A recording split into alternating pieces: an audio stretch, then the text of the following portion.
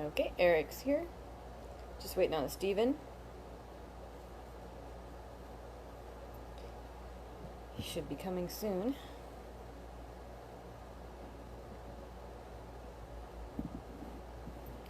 Louis is not on camera, but he's right next to me. He's baking biscuits right now. Oh, here he comes. There's his tail. You're so little, you can't make it on camera. There's his back.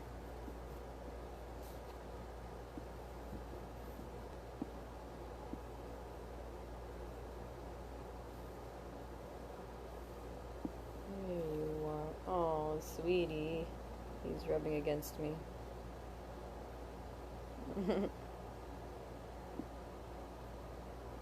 We can't do this without you.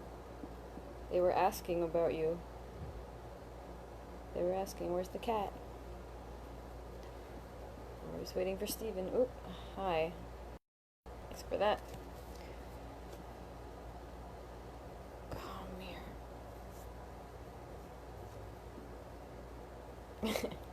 He doesn't like being held. One day, I keep holding him thinking one day he'll be okay with this. One day. It's been 3 years almost. One day. So look how annoyed you look.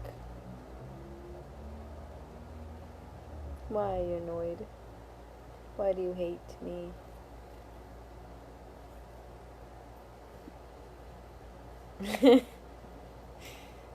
He did use tail whip. That's how he attacks. Now he's rubbing against this whole apparatus I have going here. You gonna knock over the camera? I'm gonna tag Steven.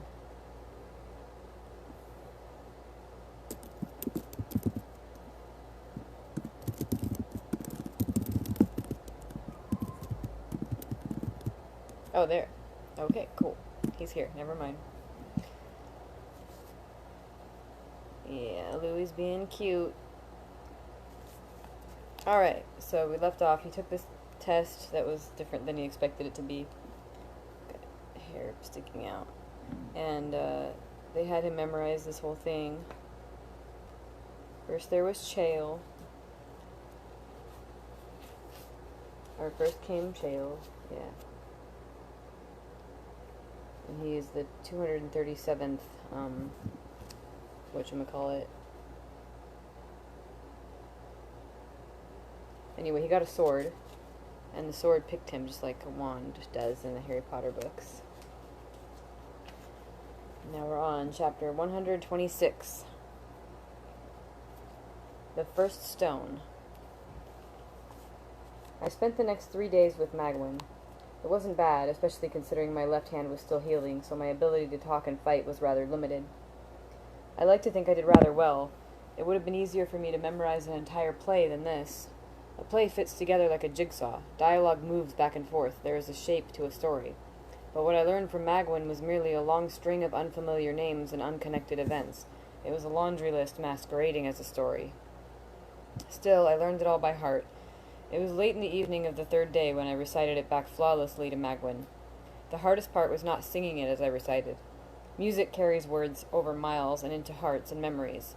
Committing Caesura's history to memory had been much easier when I'd started fitting it to the tune of an old vintage ballad in my head.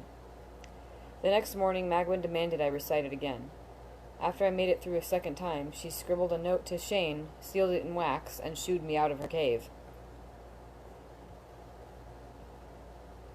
I did not see that Futurama episode. I should watch more Futurama. We had not expected Magwyn to be finished with you for several days yet, Shane said, reading the note. Vachette took a trip to faint and will not be back for at least 2 days. That meant I had memorized the Atas twice as quickly as their best estimate. I felt more than a little pride in that. Shane glanced at my left hand and gave the barest frown. When did you have your dressings removed? She asked. I could not find you at first, I said, so I went to visit Daon. He said it has healed quite nicely. I flexed my newly unbandaged left hand and gestured joyful relief.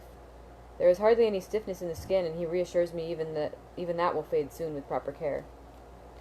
I looked at Shane, expecting to see some gesture of approval or satisfaction, Instead, I saw exasperated irritation. "Have I done something wrong?" I asked. Confused regret. Apology. Shane motioned to my hand. "It could have been a convenient excuse to postpone your stone trial," she said. Irritated. Resignation. "Now we must go ahead with it today, Vachette or no."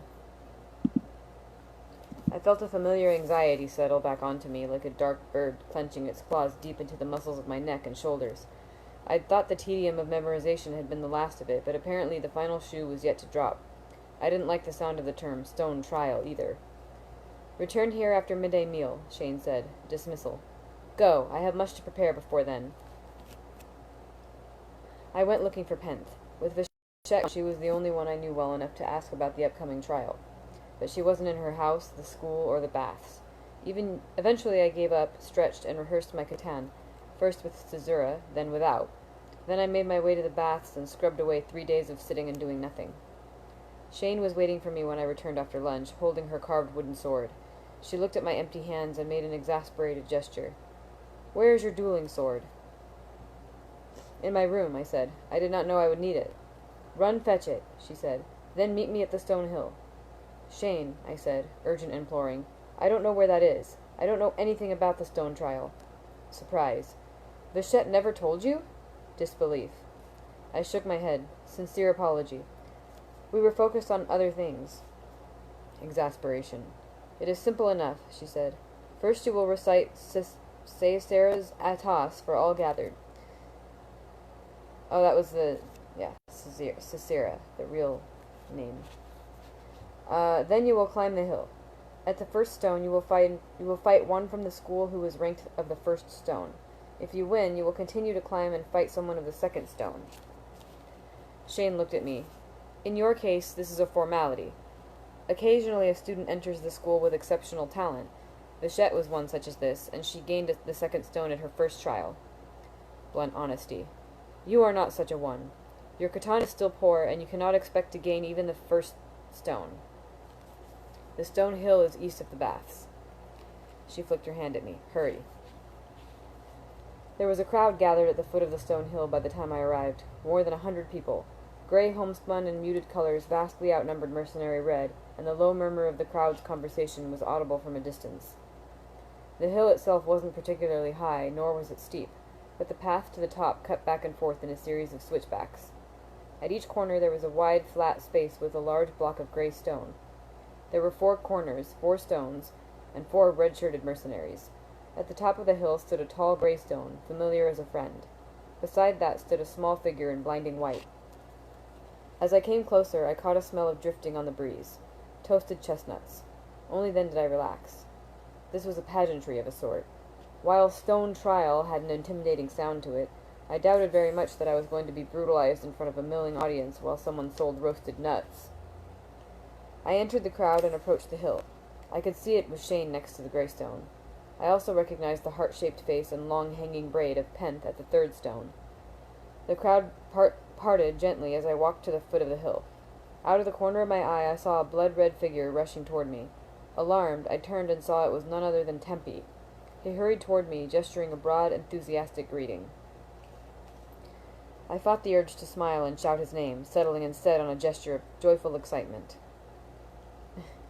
He came to stand directly in front of me, gripping me by my shoulder and jostling me around playfully, as if congratulating me, but his eyes were intense.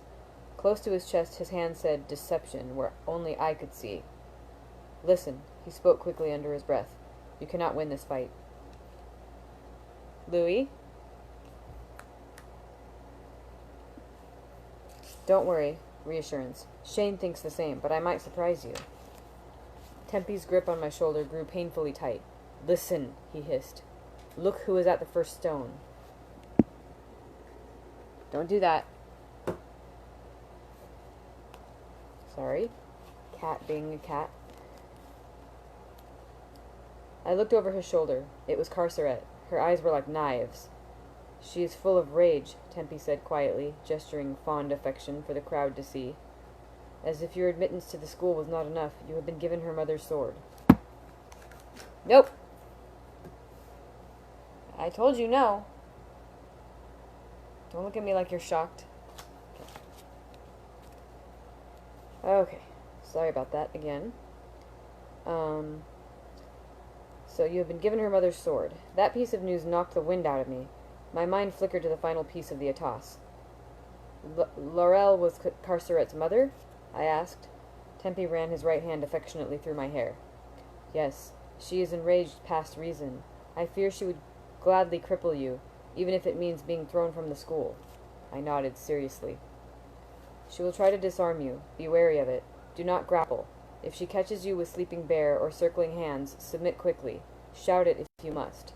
If you hesitate or try to break away, she will shatter your arm or pull it from your shoulder. I heard her say this to her sister not an hour ago. Suddenly Tempe stepped away from me and gestured deferential respect. I felt a tapping at my arm and turned to see Magwin's wrinkled face. Come, she said with quiet authority. It is time. I fell into step behind her. As we walked, everyone in the crowd gestured some manner of respect toward her. Magwin led me to the beginning of the path. There was a block of gray stone, slightly taller than my knee and identical to the others at each corner of the path. The old woman gestured for me to climb up onto the stone. I looked out over the group of Adem and had an unprecedented moment of stage fright. Bending a bit, I spoke softly to Magwin. Is it appropriate for me to raise my voice when reciting this? I asked her nervously. I do not mean to be offensive, but if I do not, those in the back will not be able to hear. Magwin smiled at me for the first time, her wrinkled face suddenly sweet. She patted my hand. No one will be offended at a loud voice here, she said, gesturing considerate moderation. Give. I unbuckled Sisera and handed it over. Then Magwin urged me onto the stone. I recited the Atas while Magwin watched. Though I was confident of my memory, it was still nerve-wracking. I wondered what would happen if I skipped an owner or misplaced a name. It took the better part of an hour before I was done, the audience of Adem listening with an almost eerie quiet. When I finished, Magwin offered her hand, helping me down from the stone as if I were a lady descending from a carriage. Then she gestured up the hill. I wiped the sweat from my hand and gripped the wooden hilt of my dueling sword as I started up the path. Carceret's reds were strapped tightly across her long arms and broad shoulders. The leather straps she used were wider and thicker than Tempe's. They looked to be a brighter red, too, and I wonder if she had dyed them especially for today. As I came closer, I saw she had the fading remains of a black eye. Once she saw I was watching, Carceret tossed her wooden sword away in a slow, deliberate motion. She gestured disdain, broadly enough so they could see it in the halfpenny seats at the back of the crowd. There was a murmur from the crowd, and I stopped walking, uncertain what to do. After a moment's thought, I laid my own training sword down by the side of the path and continued to walk.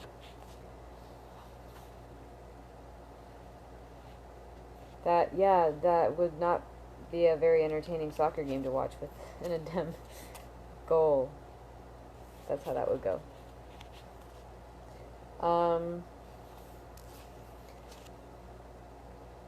Carceret waited in the center of a flat, grassy circle about 30 feet across.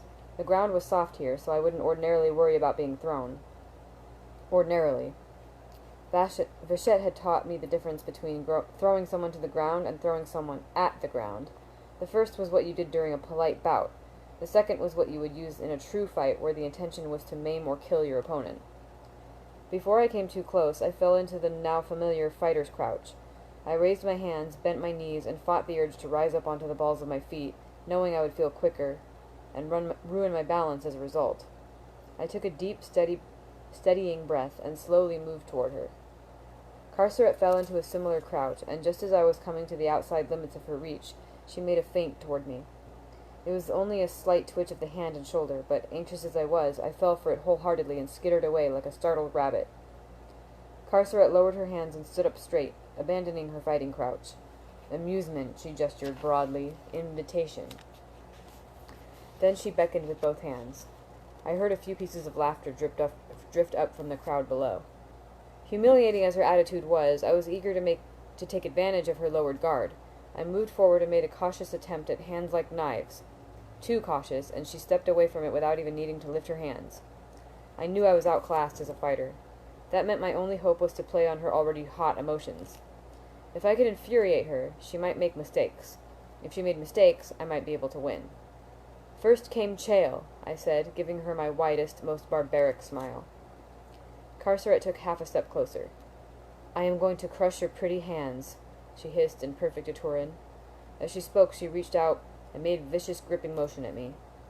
She was trying to scare me, make me recoil and lose my balance, and honestly, the raw venom in her voice made me want to do just that.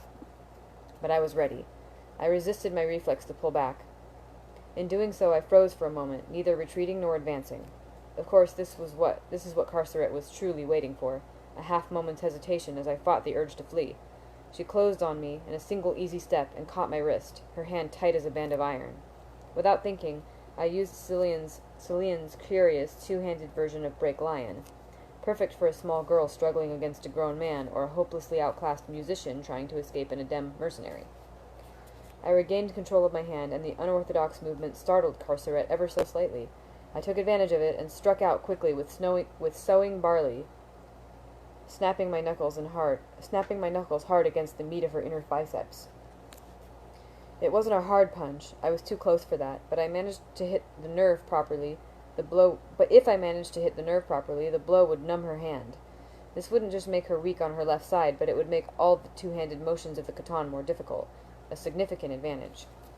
Since I was still so close, I immediately followed sowing barley with turning millstone, giving her a short, firm push to knock her off her balance.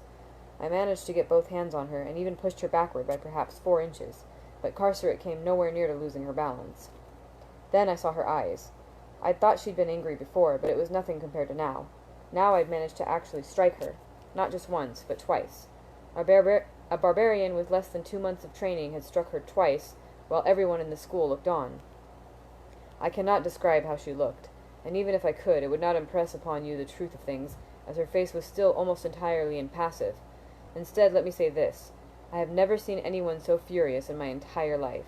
Not Ambrose, not Hem, not Denna when I criticized her song, or the mayor when I defied him. Those angers were pale candles compared to the forge fire burning in Carceret's eyes. But even in the full flower of her fury, Carceret was perfectly in control. She didn't lash out wildly or snarl at me. She kept her words inside her, burning them like fuel. "Louis, what on earth are you doing?" It scared me. He's the cute one, but he's also the biggest troublemaker. I couldn't win this fight, but my hands moved automatically, trained by hundreds of hours of practice, to take advantage of her nearness. I stepped forward and tried to grab hold of her for thunder upward. Her hands snapped out, brushing the attack away. Then she lashed out with Bargeman at the dock. I don't think she expected it to connect. A more competent opponent would have avoided or blocked it, but I had let myself get slightly wrong-footed, so I was off balance. So I was slow. So her foot caught me in the stomach and pushed. Bargeman at the dock isn't a quick kick meant to break bones. It is a kick that shoves the opponent off balance. As I was already off balance, it pushed me right off my feet. I landed jarringly on my back, then rolled to a stop in a messy tangle of limbs. Now some might say that I had taken a bad fall and was obviously too stupefied to find my feet and continue the fight. Others might say that while it was messy, the fall wasn't quite as hard as all that, and I had certainly found my feet after worse. Personally, I think the line between being stupefied and being wise is sometimes very thin. How thin, I suppose, I will leave you to decide.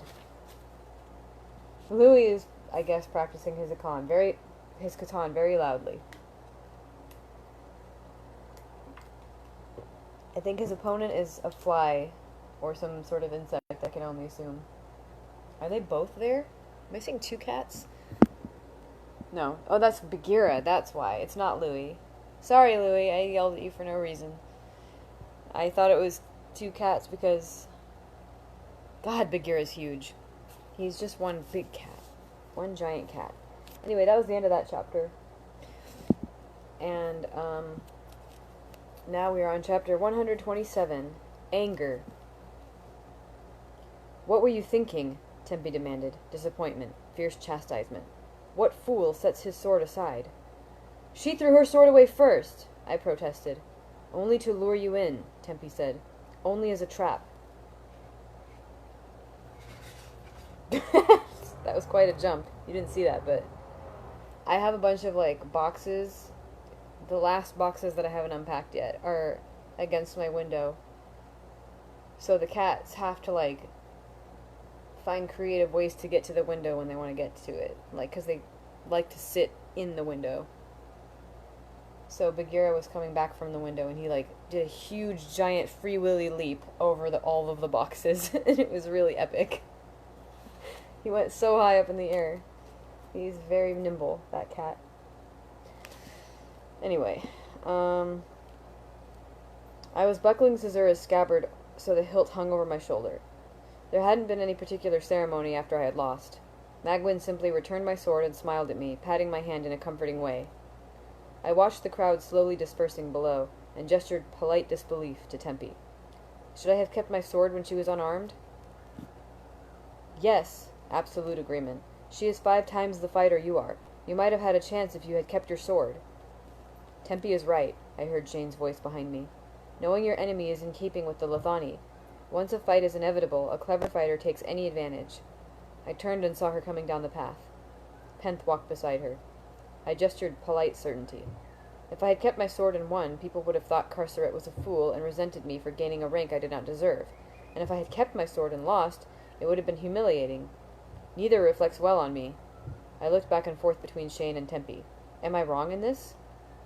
You are not wrong in this, Shane said, but neither is Tempe wrong. Now Louis over there. Victory is always to be sought, Tempe said, firm. Shane turned to face him. Success is key, she said. Victory is not always needed to succeed. Tempe gestured respectful disagreement and opened his mouth to respond. I spoke first, cutting him off. Kvothe, are you hurt from your fall? Not badly, I said, moving my back gingerly. A few bruises, perhaps. Do you have anything to put on them? I shook my head. Penth stepped forward and took hold of my arm. I have things at my house. We will leave these two to discuss the Lethani. Someone should tend to your hurts. She held my arm with her left hand, making her statement curiously empty of any emotional content. Of course, Shane said after a moment, and Tempe gestured a hasty agreement, but Penth was already leading me firmly down the hill. We walked for a quarter mile or so, Penth holding my arm lightly. Eventually she spoke in her lightly accented Ottoran. Are you bruised badly enough to need a salve? She asked. Not really, I admitted. I thought not, she said. But after I have lost a fight, I rarely wish to have people tell me how I lost it. She flashed me a small, secret smile. I smiled back. We continued to walk, and Penth kept hold of my arm, subtly guiding us through a grove of trees, then up a steep path carved through a small bluff. Eventually we came to a secluded dell that had a carpet of wild poplar flower blossoming among the grass. Their loose, blood-red petals were almost exactly the same color as Penth's mercenary reds. Vachette told me barbarians have strange rituals with your sex, Penth said. She told me if I wanted to bed you, I should bring you to some flowers. She gestured around. These are the best I could find in this season. She looked up at me expectantly. Ah, I said. I expect Vachette was having a bit of a joke with you. Or perhaps a joke with me. Penth frowned, and I hurried to continue. But it is true that among the barbarians there are many rituals that lead up to sex. It is somewhat more complicated there. Penth gestured sullen irritation. I should not be surprised, she said. Everyone tells stories about the barbarians. Some of it is training, so I can move well among you. Wry, however. Since I have not been out among them yet, they also tell stories to tease me. What sort of stories? I asked, thinking of what I had heard about the Adem and the Lethani before I had met Tempe. She shrugged, slight embarrassment. It is foolishness. They say all the barbarian men are huge. She gestured far above her head, showing a height of more than 7 feet. Naden told me he went to a town where the barbarians ate a soup made of dirt. They say the barbarians never bathe. They say barbarians drink their own urine, believing it will help them live longer. She shook her head, laughing and gesturing horrified amusement. Are you saying, I asked slowly, that you don't drink yours? Penth froze mid-laugh and looked at me, her face and hands showing a confused, apologetic mix of embarrassment, disgust, and disbelief. It was such a bizarre tangle of emotions I couldn't help but laugh, and I saw her relax when she realized the joke. I understand, I said. We tell similar stories about the Adem. Her eyes lit up. You must tell me as I told you. It is fair. Given Tempe's reaction when I told him of the word fire and Lethani, I decided to share something else. They say those who take the red never have sex. They say you take that energy and put it into your Khatan, and that is why you are such good fighters. Penth laughed hard at that. I would have never made the third stone if that were the case, she said, wry amusement. If keeping from sex gave me my fighting, there would be days I could not even make a fist. I felt my pulse quicken a bit at that. Still, she said, I can see where that story comes from. They must think we have no sex because no Adem would bed a barbarian. Ah, I said, somewhat disappointed. Why have you brought me to the flowers, then? You are now of Ademra, she said easily. I did not say that easily. I expect many will approach you now. You have a sweet face, and it is hard not to be curious about your anger. Penth paused and glanced significantly downward. That is, unless you are diseased? I blushed at this. What? No, of course not. Are you certain? I have studied at the Medica, I said somewhat stiffly. The greatest school of medicine in all the world. I know all about the diseases a person might catch, how to spot them, and how to treat them. Penth gave me a skeptical look. I do not question you in particular, but it is well known that barbarians are quite frequently diseased in their sex. I shook my head. This is just another foolish story. I assure you the barbarians are no more diseased than the Adem. In fact, I expect we may be less. She shook her head, her eyes serious. No, you are wrong in this. Of 100 barbarians, how many would you say were so afflicted? It was an easy statistic. I knew from the Medica. Out of every 100, perhaps 5. More among those who work in brothels or frequent such places, of course. Penth's face showed obvious disgust, and she shivered. Of 100 Adem, none are so afflicted, she said firmly. Absolute. Oh, come now. I held up my hand, making a circle with my fingers. None? None, she said with grim certainty. The only place we could catch such a thing is from a barbarian, and those who travel are warned. What if you caught a disease from another Adem who had not been careful while traveling? I asked. Penth's tiny heart-shaped face went grim, her nostrils flaring. From one of my own? Vast anger. If one of Ademra were to give me a disease, I would be furious. I would shout from the top of a cliff what they had done. I would make their life as painful as a broken bone. She gestured disgust, brushing at the front of her shirt in the first piece of Adem hand-talk I had ever learned from Tempi. Then I would make the long trek over the mountains into the Tal to be cured of it, even if the trip should take 2 years and bring no money to the school, and none would think the less of me for that. I nodded to myself. It made sense. Given their attitudes about sex, if it were any other way, disease would run rampant through the population. I saw Penth looking at me expectantly. Thank you for the flowers, I said. She nodded and stepped closer, looking up at me. Her eyes were excited as she smiled her shy smile. Then her face grew serious. Is it enough to satisfy your barbarian rituals, or is there more that must be done? I reached down and ran my hand along the smooth skin of her neck, sliding my fingertips under the long braids so they brushed the back of her neck. She closed her eyes and tipped her face up toward mine. They are lovely, and more than enough, I said, and bent to kiss her. A water break.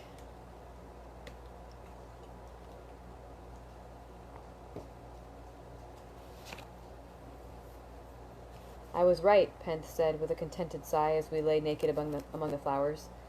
You have a fine anger. I lay on my back, her small body curled under my arm, her heart-shaped face resting gently on my chest. What do you mean by that? I asked. I think anger might be the wrong word. I mean ve'avin, she said, using the Ademic term. Is that the same? I don't know that word, I admitted. I think anger is the right word, she said. I have spoken with Vachette in your language, and she did not correct me. What do you mean by anger, then? I asked. I certainly don't feel angry. Penth lifted her head from my chest and gave me a lazy, satisfied smile. Of course not, she said. I have taken your anger. How could you feel such a way? Are you angry, then? I asked, sure I was missing the point entirely. Penth laughed and shook her head. She had undone her long braid, and her honey-colored hair hung down the side of her face. It made her look like an entirely different person. That and the lack of the mercenary reds, I supposed. It is not that kind of anger. I am glad to have it. I still do not understand, I said. This could be something barbarians do not know. Explain it to me as if I were a child. She looked at me for a moment, her eyes serious. Then she rolled over onto her stomach so she could face me more easily. This anger is not a feeling. It is... She hesitated, frowning prettily. It is a desire. It is a making. It is a wanting of life.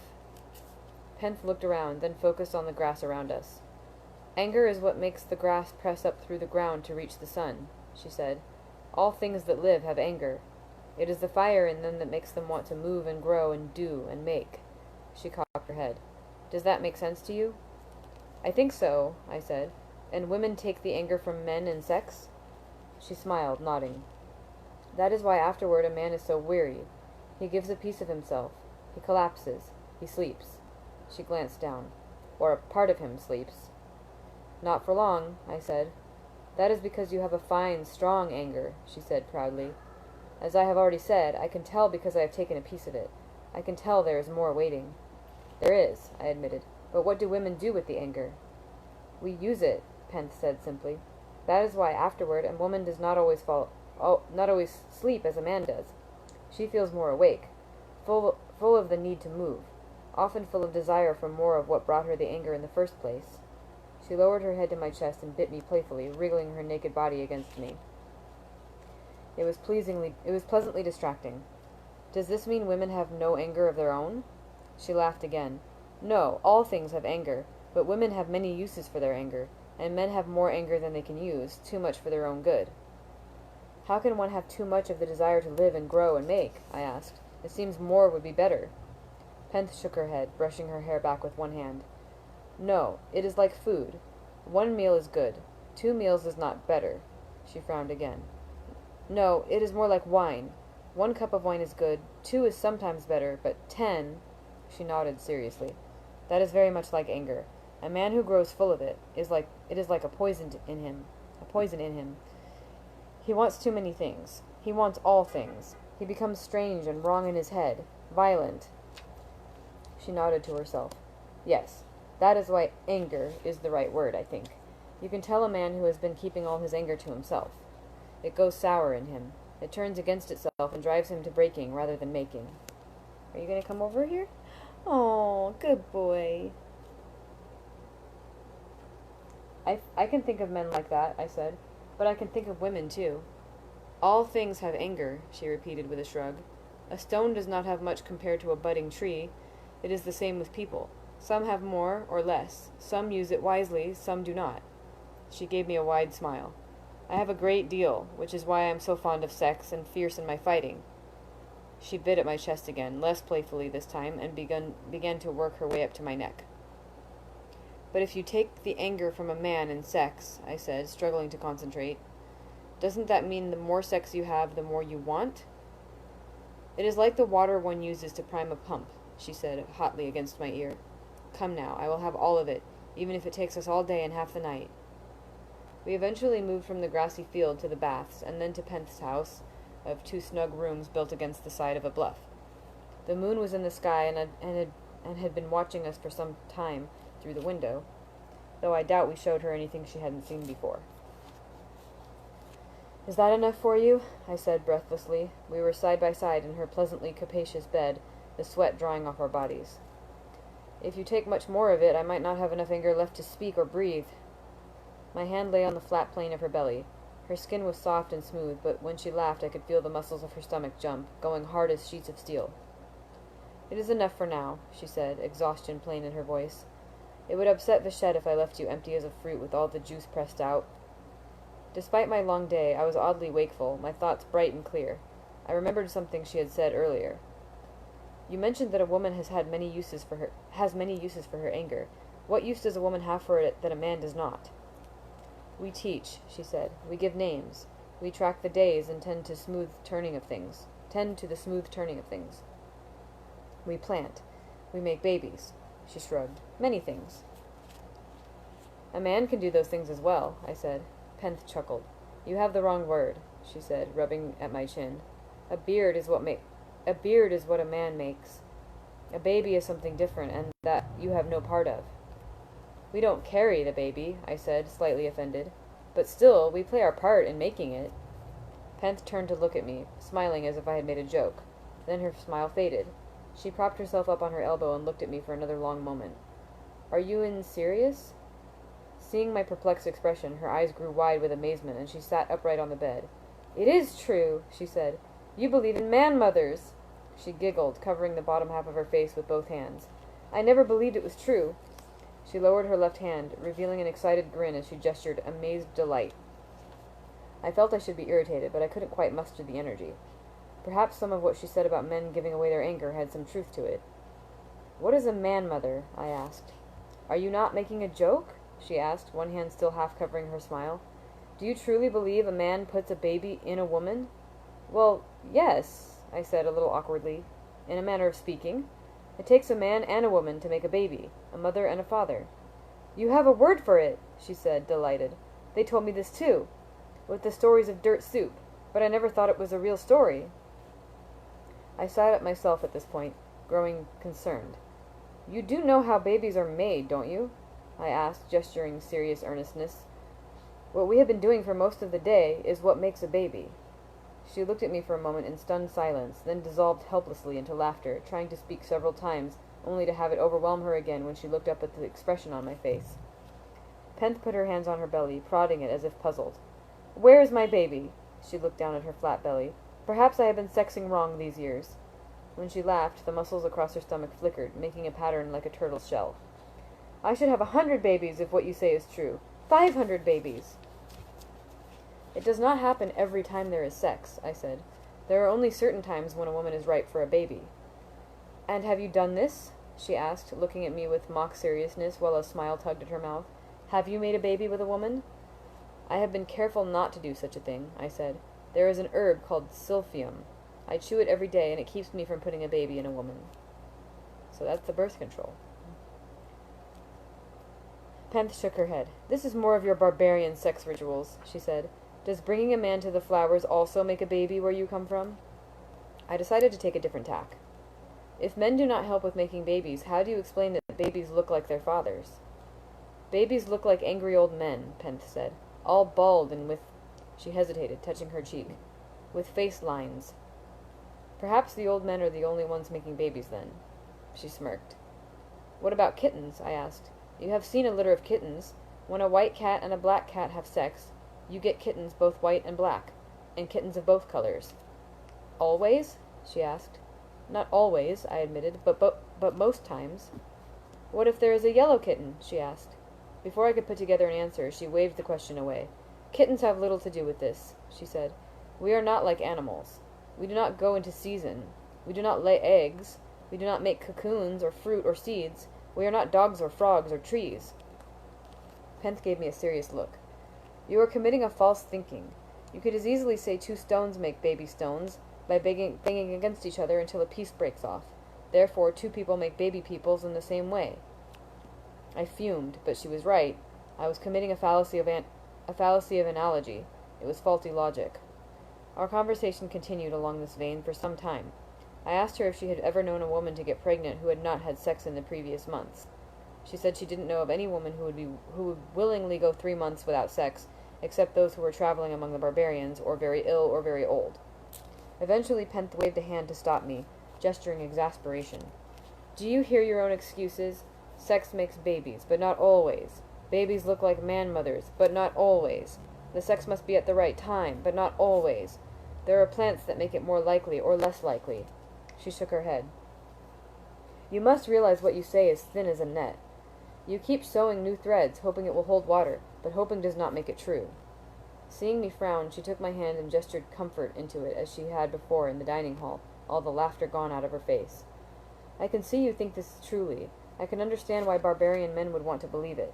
It must be comforting to think you are important in this way, but it is simply not." Penth looked at me with something close to pity. "Sometimes a woman ripens. It is a natural thing, and men have no part in it.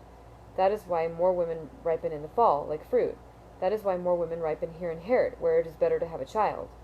I tried to think of some other convincing argument, but none would come to mind. It was frustrating. Seeing my expression, Penth squeezed my hand and gestured concession. "Perhaps it is different for barbarian women," she said. "You are only saying that to make me feel better," I said, sullenly, and I was overcome with a jaw-popping yawn.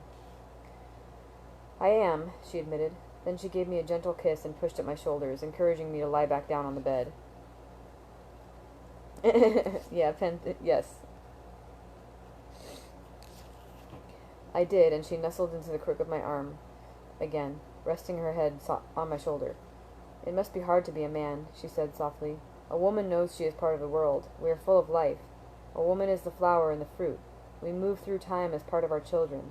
But a man—" She turned her head and looked up at me with gentle pity in her eyes. "You are an empty branch. You know when you die you will leave nothing of any import behind." This is like the other way around. Well, I mean, like, not now, but...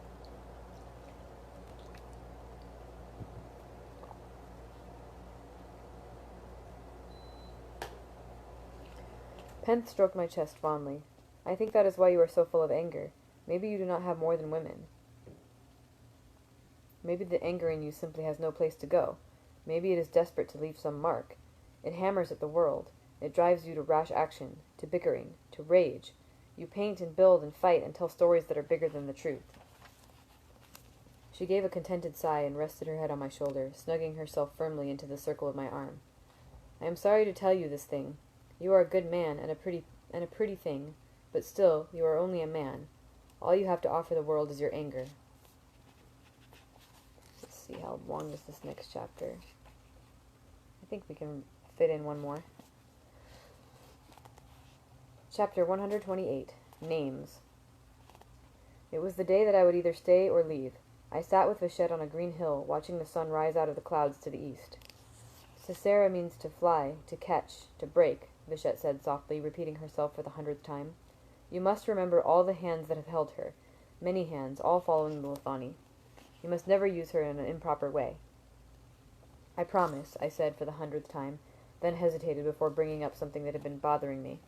But Vachette, you used your sword to trim the willow branch you beat me with. I saw you use it to hold your window open once. You pare your nails with it. Vachette gave me a blank look. Yes? Isn't that improper? I asked. She cocked her head, then laughed. You mean I should only use it for fighting? I gestured obvious implication. A sword is sharp, she said. It is a tool. I carry it constantly. How is using it improper? It seems disrespectful, I clarified. You respect a thing by putting it to good use, she said. It may be years before I return to the barbarian lands and fight. How does it harm my sword if it cuts kindling and carrots in the meantime? Vachette's eyes grew serious. To carry a sword your whole life, knowing it was only for killing. She shook her head. What would that do to a person's mind? It would be a horrible thing.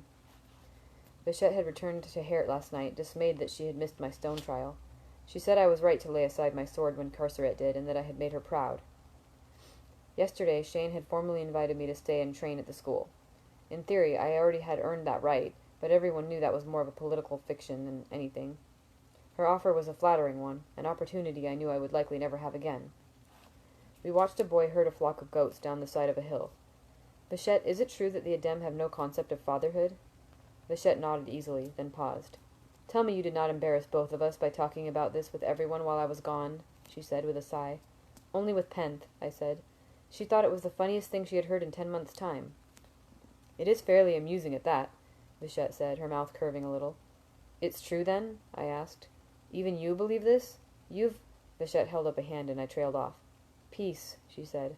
Think whatever you wish about your man-mothers. It is all the same to me. She gave a soft smile of remembrance. My poet king actually believed a woman was nothing more than the ground in which a man might plant a baby. Vachette made an amused huffing sound that wasn't quite a laugh. He was so sure he was right. Nothing could sway him. Years ago I decided arguing such things with a barbarian is a long, weary waste of my time. She shrugged. Think what you want about making babies. Believe in demons. Pray to a goat. So long as it doesn't bruise me, why should I bother myself? I chewed it over for a moment. There's wisdom in that, I said. She nodded. But either a man helps with a baby or he does not, I pointed out. There can be many opinions on a thing, but there is only one truth. Vachette smiled lazily. And if the pursuit of truth was my goal, that would concern me. She gave me a long yawn, stretching like a happy cat. Instead, I will focus on the joy in my heart, the prosperity of the school, and understanding the Lethani. If I have time left after that, I will put it toward worrying on the truth. We watched the sunrise for a while longer in silence. It occurred to me Vachette was quite a different person when she wasn't struggling to cram the Catan and all of Ademic into my head as quickly as possible. That said, Vachette added, if you persist in clinging to your barbarian beliefs about man-mothers, you would do well to keep quiet about it. Amusement is the best you can hope for. Most will simply assume you an idiot for thinking such things. I nodded. After a long moment, I decided to finally ask the question I had been holding off for days.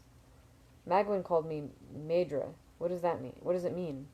It is your name, she said. Speak of it to no one. It is a secret thing? I asked. She nodded. It is a thing for you and your teachers and Magwyn. It would be dangerous to let others know what it is. How could it be dangerous? Bichette looked at me as if I were daft. When you know a name, you have power over it. Surely you know this. But I know your name, and Shane's, and Tempe's. What danger is in that? She waved a hand. Not those names. Deep names. Tempe is not the name he was given by Magwin, just as Kvothe is not yours. Deep names have meanings. I already knew what Bichette's name meant. What does Tempe mean? Tempe means little iron. Tempa means iron, and it means to strike iron, and it means angry. Shane gave him that name years ago. He was a most troublesome student. In Oturan, temper means angry. I pointed it out rather excitedly, amazed at the coincidence. And it is also something you do with iron when forging it into steel. Bichette shrugged, unimpressed. That is the way of names. Tempe is a small name, and it still holds much. That is why you should not speak of yours, even to me. But I do not know your language well enough to tell what it means myself, I protested. A man should know the meaning of his own name. Bichette hesitated, then relented. It means flame, and thunder, and broken tree. I thought for a while and decided I liked it. When Magwin gave it to me, you seemed surprised. Why is that? It is not proper for me to comment on another's name. Absolute refusal. Her gesture was so sharp it almost hurt to look at. She came to her feet, then brushed her hands against her pants. Come, it is time you gave your answer to Shane. Shane motioned for us to sit as we entered her room. Then she took a seat herself, startling me by showing the smallest of smiles. It was a terribly flattering gesture of familiarity. Have you decided? She asked. I nodded. I thank you, Shane, but I cannot stay. I must return to Severin to speak with the mayor. Tempe fulfilled his obligation when the road was made safe, but I am bound to return and explain everything that happened. I thought of Denna as well, but didn't mention her. Shane gestured an elegant mingling of approval and regret. Fulfilling one's duty is of the Lethani. She gave me a serious look. Remember, you have a sword and a name, but you must not hire yourself out as if you had taken the red. Bichette has explained everything to me, I said. Reassurance. I will make arrangements for my sword to be returned to Hert if I am killed. I will not teach the Khatan or wear the red. Carefully attentive curiosity. But I am permitted to tell others I have studied fighting with you? Reserved agreement. You may say you have studied with us, but not that you are one of us. Of course, I said, and not that I am equal to you. Shane gestured content satisfaction. Then her hands shifted, and she made a small gesture of embarrassed admission. This is not entirely a gift, she said. You will be a better fighter than many barbarians. If you fight and win, the barbarians will think Kvothe studied only slightly the Adem's arts, and still he is formidable. How much more skilled must they themselves be? However, if you fight and lose, they will think, he only learned a piece of what the Adem know. The old woman's eyes twinkled ever so slightly. She gestured amusement. No matter what, our reputation thrives. This serves Ademra. I nodded, willing acceptance. It will not hurt my reputation either, I said, understatement. There was a pause in the conversation, then Shane gestured solemn importance. When we spoke before, you asked me of the Rinta. Do you remember? Shane asked. From the corner of my eye, I saw Bichette shift uncomfortably in her seat. Suddenly excited, I nodded. I have remembered a story of such. Would you like to hear it? I gestured extreme eager interest.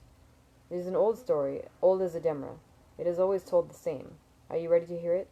Profound formality. There was a hint of ritual in her voice. I nodded again, pleading entreaty. As with all things, there are rules. I will tell this story once. After, you may not speak of it. After, you may not ask questions. Shane looked back and forth between Bichette and myself. Grave seriousness. Not until you have slept 1,000 nights may you speak on this.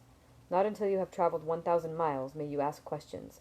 Knowing this, are you willing to hear it? I nodded a third time, my excitement rising in me. Shane spoke with great formality.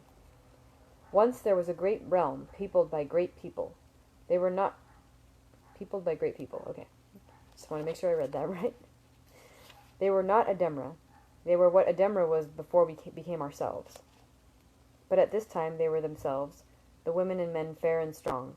They sang songs of power and fought as well as Ademra do.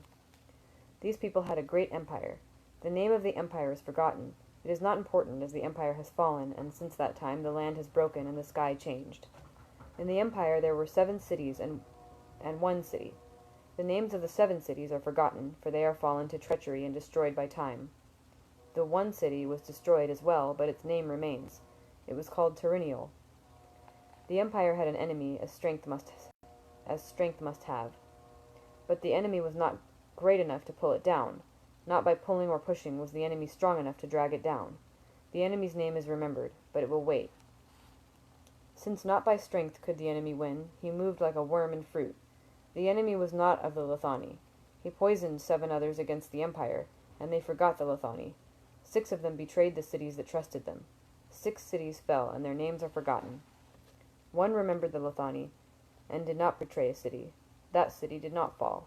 1 of them remembered the Lethani, and the Empire was left with hope. With 1 unfallen city. But even the name of that city is forgotten, buried in time. But 7 names are remembered. The name of the 1 and of the 6 who follow him. 7 names have been carried through the crumbling of empire, through the broken land and changing sky. 7 names are remembered through the long wandering of Ademra. 7 names have been remembered, the names of the 7 traitors. Remember them and know them by their 7 signs. Siphus bears the blue flame. Stersis is the thrall of iron. Ferul chill and dark of eye. Usnia lives in nothing but decay. Grey Dalsenti never speaks. Pale Alenta brings the blight. Last there is the Lord of 7, hated, hopeless, sleepless, sane. Alaxel bears the shadows Haim. Okay. Well, I'm sure Kvothe has slept 1,000 nights by now, hopefully, to tell this story. Or else, yes, he is breaking the rules, and bad things will happen to him now, probably. That was the end of that chapter. Made good time on that. I've been updating my Goodreads account every time we finish a reading. And it tells me the percentage, like, it tells you what percent of the way you are, what percentage done you are with the book. I don't know how to talk right now. And it has, like, page numbers and, like, how many pages you've read versus how many pages there are total. And then the percentage.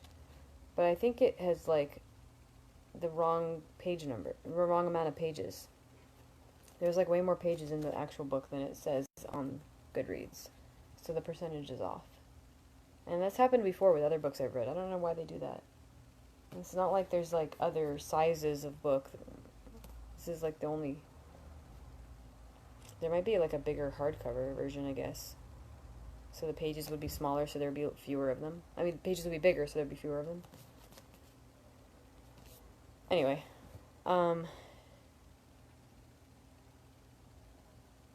Oh, yeah, that's true. He did tell us he became one of the Adem. Maybe this is, like, his... Like, he's just gonna, like...